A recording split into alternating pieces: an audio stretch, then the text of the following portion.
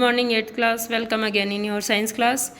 And 8th class, we were reading about your second chapter, microorganism, friends and foe. And in your second chapter we are reading about the harmful microorganism. Now we will study about disease causing microorganism in animals, because yesterday we had read about the disease causing microorganism in humans. So let's see students, disease causing microorganism in animals. Several microorganisms not only cause disease in humans and plants but also in other animals. बहुत सारे जो सूक्ष्म जीव हैं वो केवल मनुष्यों में ही रोग नहीं फैलाते बल्कि पौधों और अन्य जीवों में भी रोग फैलाते हैं। Look at the picture. Robert Koch हैं ये। Robert Koch in 1876 discovered the bacterium bacillus anthracis which cause anthrax disease.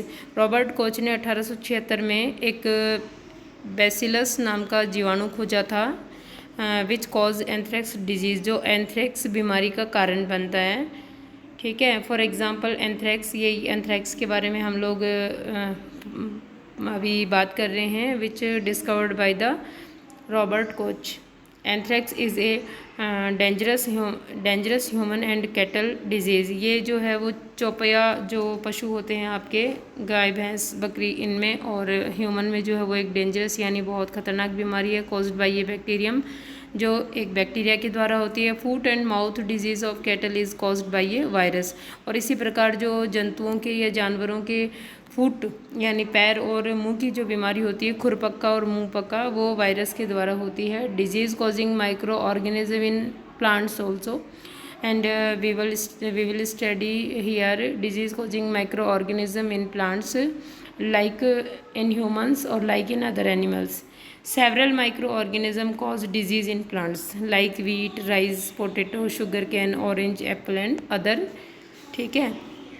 मतलब बहुत सारे जो सूक्ष्म जीव हैं वो डिजीज़ उत्पन्न करते हैं प्लांट्स में, जैसे गेहूँ में, चावल में, आलू में, शुगर कैन मानी गन्ना, ऑरेंज, एप्पल एट्सेट्रा। ठीक है।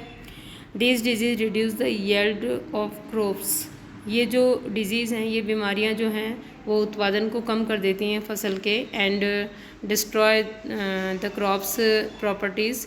Table 2.2 see table 2.2 for some such plant disease they can be controlled by the spreading of pesticides. ठीक है। Table we will see the table 2.2 some common plant disease caused by micro organism.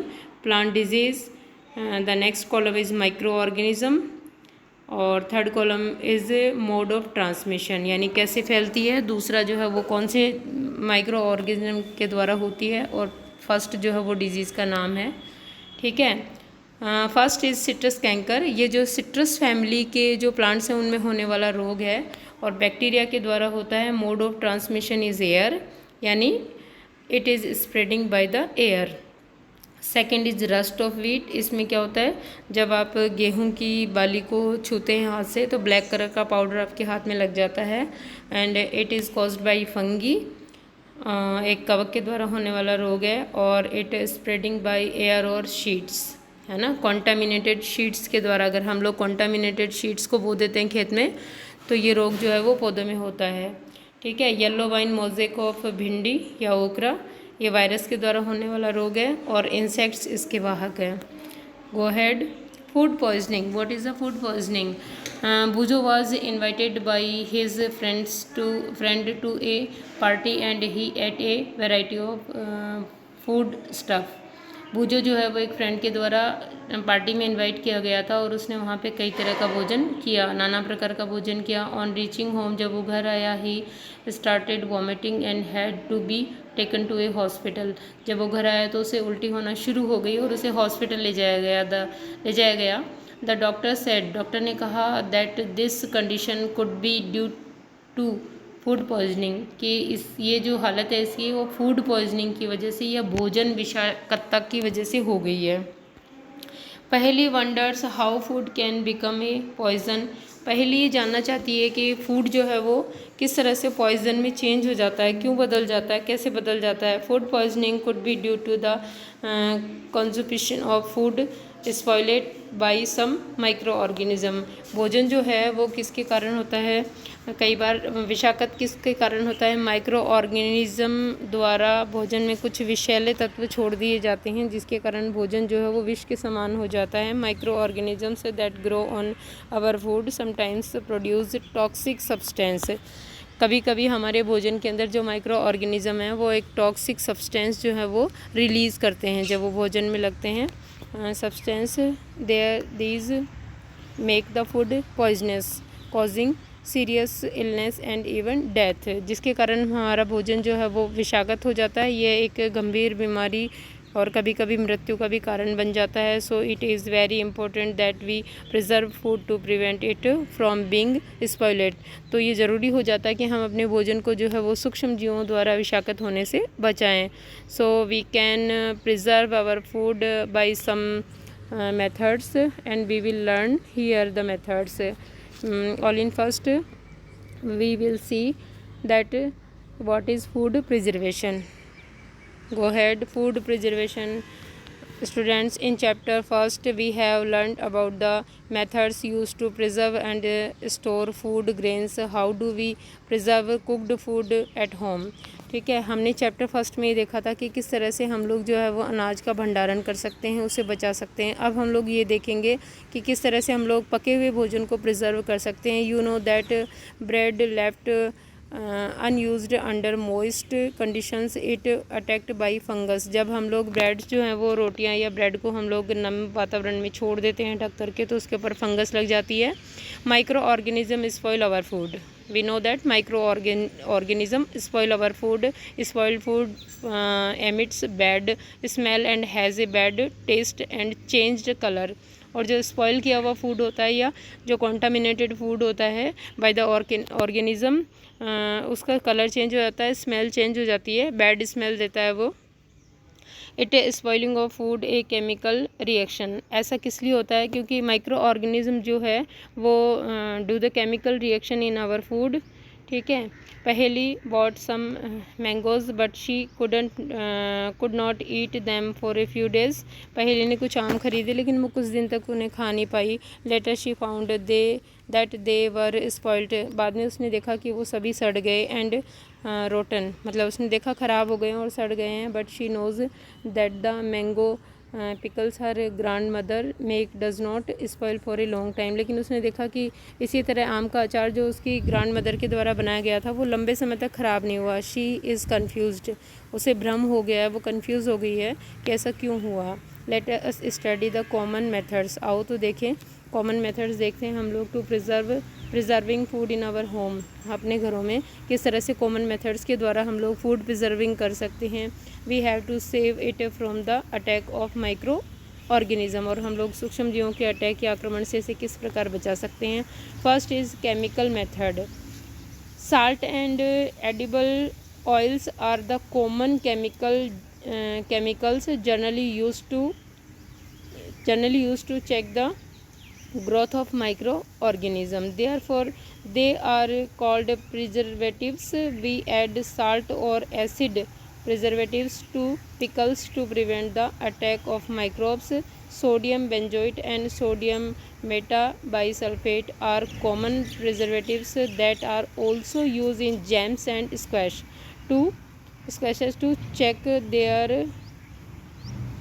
spoilage। ठीक है, मतलब घर में हम लोग जो है वो नमक है और नमक के द्वारा हम लोग प्रिजर्व कर सकते हैं क्योंकि ये जो है वो ग्रोथ नहीं होने देता माइक्रो ऑर्गेनिज्म की। इसी तरह से सोडियम बेंजोइट है और सोडियम मेटाबाइसल्फेट है, ये जो है वो कॉमनली यूज़ लिए जाते हैं प्रिजर्वेशन के लिए for the squash and jams के लिए। फिर नेक्स्ट है प्रिजर्वेशन बाय कॉमन साल्ट। तो now we will see the preservation by common salt. Common salt has been used to preserve meat and fish for ages. ठीक है, meat and fish are covered with dry salt to check the to check the growth of bacteria, है ना। जो fish या meet होता है उसको हम लोग नमक में लपेटते हैं बैक्टीरिया से बचाने के लिए। Salting is also use to preserve amla, raw mangoes और टेमरिंड एट्सेट्रा। इसी प्रकार जो है नमक है वो रो मैंगोज़ यानी कच्ची कैरी को, आंवले को और इमली को भी प्रिजर्व करता है। इनको लपेट के रखा जाता है लंबे टाइम तक इसमें। प्रिजर्वेशन बाय शुगर, शुगर के द्वारा देखो jams, jellies and squashes are preserved by sugar. मुरब्बा देखा आपने, जैम, जेली देखी है, इसमें जो है वो शुगर का गाढ़ा घोल बनाया जाता है। Because in sugar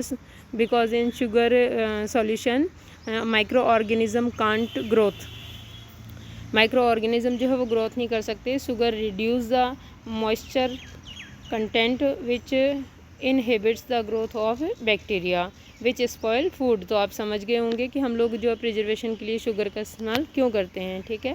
preservation by oil and vinegar, vinegar आपने सब ने देखा है, सिरका जिसको कहते हैं, अचार वगैरह में भी डालते हैं, ठीक है। और तेल में भी जो है वो ग्रोथ नहीं कर सकते हैं micro organism. Use of oil and vinegar prevents spoilage of pickles because bacteria can not live in such an environment. Bacteria जो है वो अम्लीय माध्यम में ज़िंदा नहीं रहते हैं। और इसके अलावा जो है इसके अलावा जो ऑयल है वो भी ग्रोथ नहीं होने देता है बैक्टीरिया की। इसीलिए इन दोनों चीज़ों को हम लोग प्रिजर्वेशन के लिए काम में लेते हैं। Fish and meat are often preserved by this method, और फिश और मीट को भी इस तरह से हम लोग प्रिजर्व कर सकते हैं विनेगर और ऑयल के द्वारा। Heat and cold treatment, heat and गर्म करना और फिर ठंडा करना, दोनों चीज़ें एक साथ करना बारी बारी से। You must have observed your mother boiling milk before it is stored और यूज्ड। आपने देखा होगा अपनी मम्मी को दूध गर्म रखने से पहले गर्म करके रखना। Boiling kills many micro organism, उबालने पर बहुत सारे सूक्ष्म जीव जो हैं वो मर जाते हैं। Similarly we keep our food in the refrigerator, इसी प्रकार हम लोग अपने खाने को बचाने के लिए, गर्मी से ख़राब होने से बचाने के लिए हम लोग रेफ्रिजरेटर्स यानी फ्रिज में रखते हैं, क्योंकि in refrigerators the temperature is very low. So microorganisms are can't growth in low temperature because they need a particular temperature range for growth. Low temperature inhibits the growth of microorganism. Now go ahead. Pasteurization, pasteurized milk can be consumed without boiling as it is free for harmful microorganism. पाश्चुरीकृत दूध जो है वो हम लोग बिना उबाले काम में ले सकते हैं, क्योंकि ये बैक्टीरिया से या हार्मफुल माइक्रोब से फ्री होता है। The milk is what is pasteurisation, we will see here. The milk is heated to about 70 degree for 15 to 30 seconds and then suddenly chilled and stored. By doing so it prevents the growth of microbes. This process was discovered by Louis Pasteur. It is called pasteurization.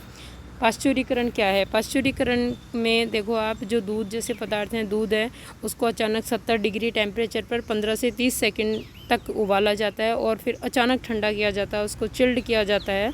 इस तरह से जो micro organism हैं उनकी growth नहीं होती है।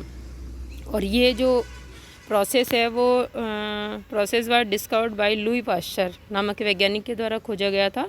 So it is called pasteurisation. तो आपके क्वेश्चन बनता है व्हाट इज़ पाश्चराइजेशन। अब है स्टोरेज एंड पैकिंग। अब आप देखते हो आजकल जो है वो डिब्बाबंद खाद्य सामग्री मिलती है, ठीक है। These days dry fruits and even vegetables are sold in sealed air tight packs to prevent the attack of microbes. आप देखते हो माइक्रोब से बचाने के लिए एयर टाइट, जहाँ हवा नहीं हो, एयर टाइट डिब्बों में डिब्बा बंद सामग्रियाँ जो है वो मार्केट में अवेलेबल है, काफ़ी समय तक ख़राब नहीं होती है। सो we were learn about the preservation of food in this video, and in your next video we will see the nitrogen fixation and nitrogen cycle. Okay students.